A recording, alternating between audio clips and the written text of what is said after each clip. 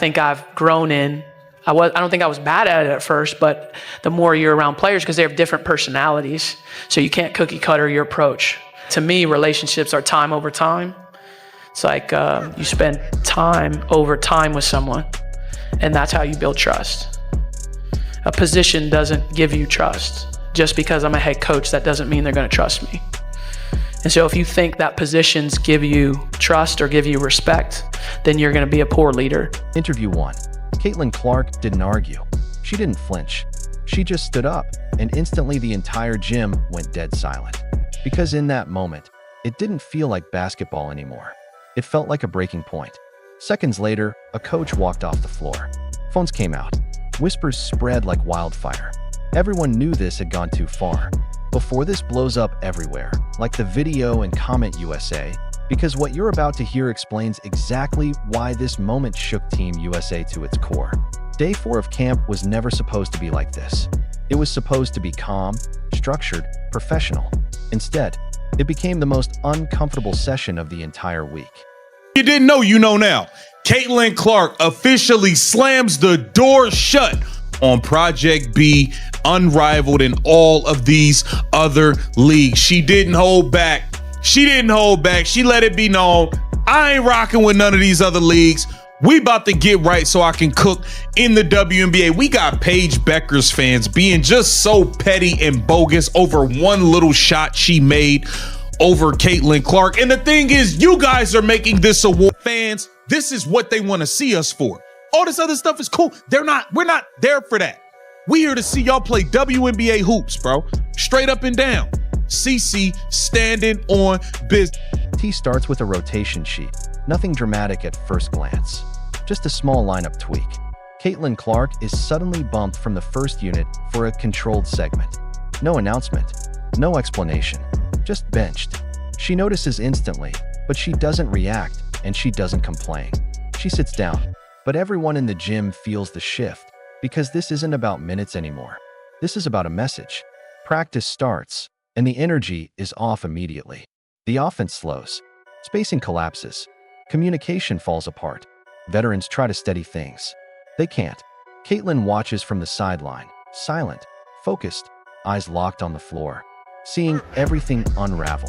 Conversation I had with her pre-practice was that this is going to be one of the most fun experiences she's had because everyone at this level loves the game, like a lot. And when you're growing up, you know, in high school, not every player loves the game like you love it. And then you go to college and not every player loves the game like you love it. I'm talking about like the elite skill, the elite competitors. Then you get here and you're like, whoa, there's more people like me. And this is fantastic. So I just want her, just like all the other players, to enjoy the experience, enjoy being with like-minded people. And I thought she looked good, you know, on both ends.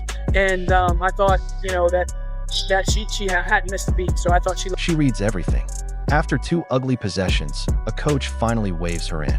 Caitlin stands. No urgency, no emotion. And the entire gym shifts the moment she steps onto the floor. The ball speeds up. Spacing opens. The offense breathes again. First touch, assist. Second touch, hockey assist. Third touch, step back 3. Swish. No celebration, just silence. The bench tightens. Next possession. Caitlin pushes the pace, the defense scrambling to keep up. She pulls from deep again. Swish. Now it's uncomfortable, because this isn't defiance. It's clarity. She's not trying to prove anything. She's simply playing, and that's the problem. A staff member stands. An assistant leans in, whispering. The head coach watches every movement. Next stoppage, she's pulled again. This time the pause is longer. The gym sinks into silence. Caitlin looks toward the bench, calm but unshakably firm. Not angry, just stunned. Because when performance answers every question, what's left to argue? A veteran blows a rotation. Another misses a clean look. Tension climbs. Caitlin rises again, this time on her own. No signal, no words. She walks toward the scorer's table, then stops, turns, and looks back at the floor. Then in their very near future. And we wrote about that on the site, just like how people have been perceiving the negotiations and what still affects them and what they're thinking about with regards to the new collective bargaining agreement. But for now, just good time at camp, 3 days in North Carolina. little snow on one of the days, just a little taste of the winter in the South. But yeah, it was interesting just to see what Carol Lawson is prioritizing in terms of how she wants to make her imprint on this program. And just fun to see the players in a live game situation again, because you think about Caitlin hasn't played since July 15th, Yes. There are 4 sparks of this camp. Their season ended on September 11th, right? So it's been a long time since any of them have really played competitive basketball. You still have some situations where Caitlin's stuck guarding Kelsey, and Kelsey's, knocking her off the... That's when everything breaks. A coach quietly walks off the court.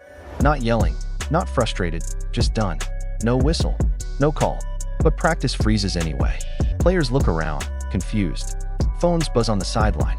Whispers ripple through the gym. Did you see that? This is getting bad. Rumors form instantly, not statements, not answers. Just questions whispered under breath. Is this about minutes? Is this about control? Is Caitlin Clark shifting the balance too quickly? Because one thing isn't up for debate. Every time Caitlin steps on the floor, the difference is undeniable. Camp, and I want to particularly hit on 2 things that you wrote about. Just Caitlin Clark being back on the court. You also got a quote out of Sue Bird about her being impressed with Caitlin just being engaged while she was out and getting back to being able to play. A little bit about what Caitlin looked like on the court, how much fun she was having, how important it was. And then someone else, Angel Reese on the other side, talking about Chicago. That was the article I was not expecting.